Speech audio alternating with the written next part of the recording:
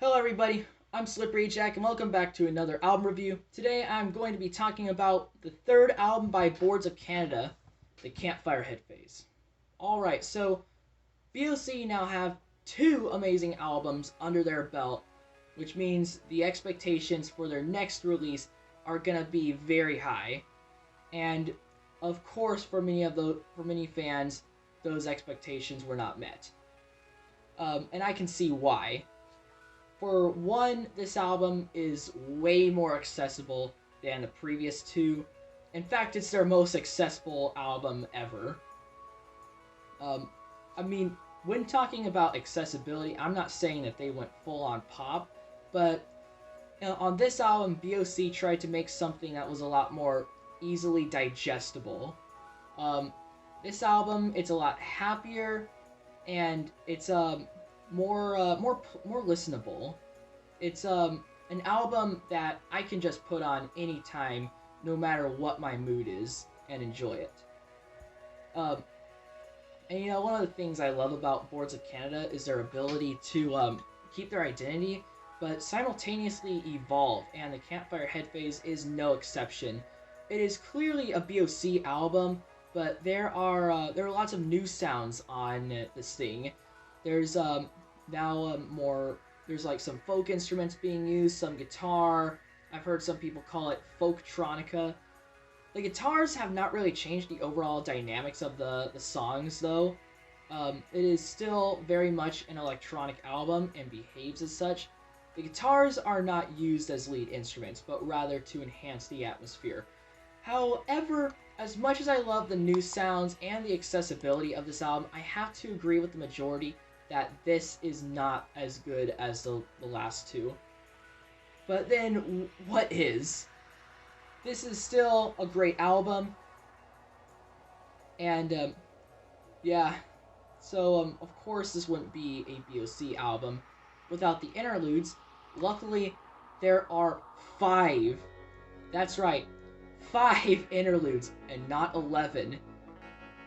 Yeah, I mean, don't get me wrong, I enjoy the interludes. I think they are very interesting, but sometimes I just kind of, like on tracks like Triangles and Rhombuses or Rue the World, how they went into like those weird random sections after the song was over, or like what was that one from 2 was a Bass Free, I think. They would go into like this weird random section, but they didn't need to like put another track afterwards. So I wish that BOC would do more of that. But oh well, I mean, it doesn't really ruin the album for me. It's just a little you just never return to those little parts like out of context.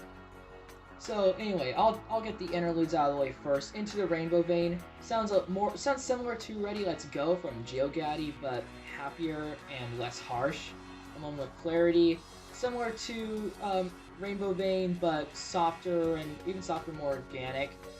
Ataronchronon.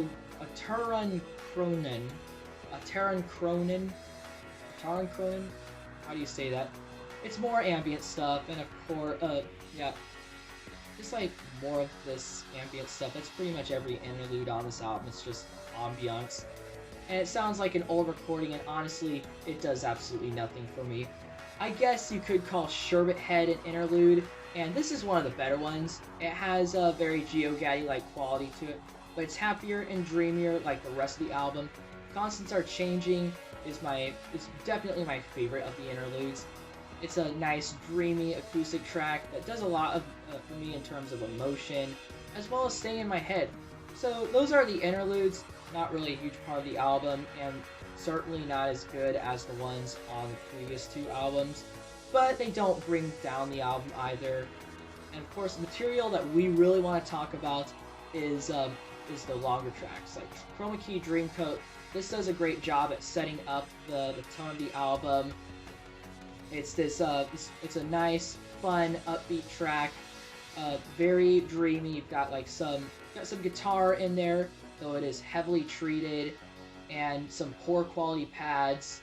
Well, like that's something that I really like about this album. Is just like all these poor quality sounds. It really enhances the atmosphere, and creates a very it's very creates a very dreamlike sound. I really like it. So yeah, of course, like it wouldn't be Boards of Canada if it didn't have this nostalgic value, and Chroma Key Dreamcoat definitely has that. So yeah, this is a great track.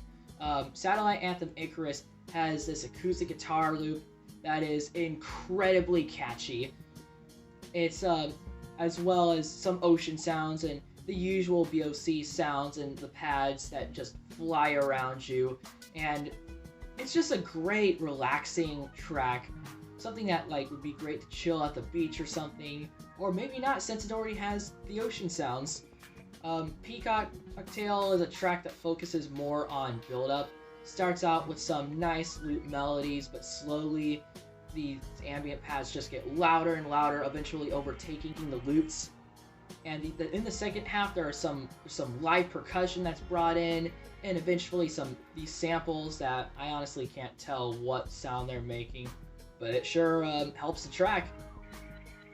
Then there is Dayvan Cowboy, which starts with some distorted guitars and builds up to this one part with these twanging western guitars and beautiful orchestral pads. There's even some live percussion on this one too, and it sounds awesome. This is considered a classic by many, and for very good reasons. 84 Pontiac Dream is just great. It has lots of these fluttery synths, and when I mentioned those poor quality sounds earlier, this track is where they really shine. And I don't even know where to begin with Oscar See-Through Red Eye. Let's just say this is one of my favorite BOC songs ever. It has all these sounds that just fly around you, like, and it has like lots of panning, like from speaker to speaker, and those with all these effects too. It's just a great track that you can get lost in. But if you're not like one of those people who likes to analyze music but would just rather listen to it, you can do that too. It's not going to distract you from your homework.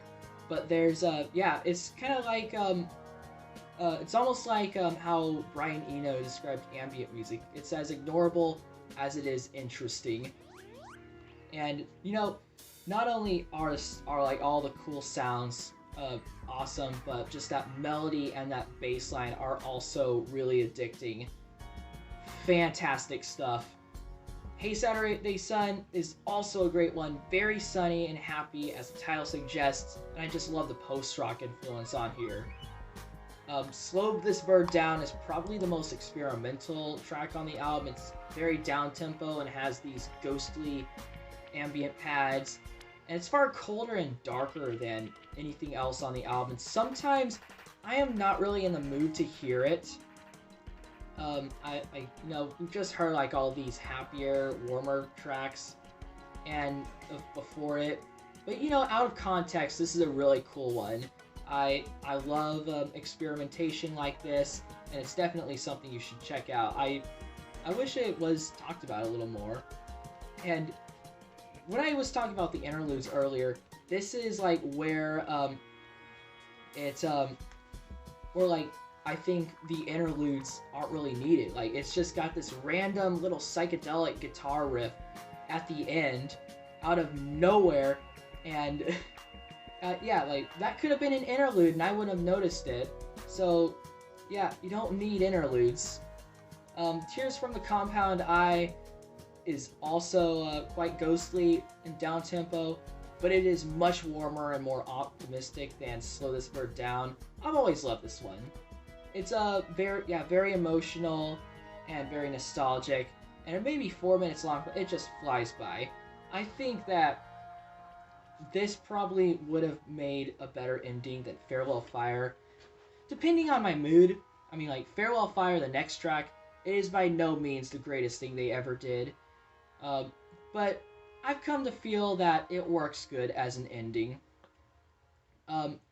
Like, for a long time, I would have told you that Tears from the Compound Eye would have been the better ending, but I think this track is a nice ending. It's a very nice, Very nice, beautiful song. And it's yeah, like the title suggests, it's just like the fire slowly dying down, and just fades out slowly, playing this really nice melancholic melody. And it just yeah, the track lasts for like 8 minutes, and about like at five, by the time you hit 5 minutes, you can't really hear it anymore and just forget that it's on. But yeah, it's a nice track. So overall, I really enjoyed the Campfire Headphase. It does have its imperfections, but it stands out in BOC's discography, and I have plenty of reasons to return to it. I love the live instrumentation and its dreamy, nostalgic sounds, and it really takes you somewhere. I'm all overall feeling an 82 out of 100. Thank you very much for watching. Like and subscribe to support the channel. And drop a comment telling me what you thought of this album. Did you like it? Did you hate it? Why? And also just tell me like what. Tell me anything. Just tell me like what you think of BOC, or give me some suggestions. So yeah, that's all, and I'll see you in the next one.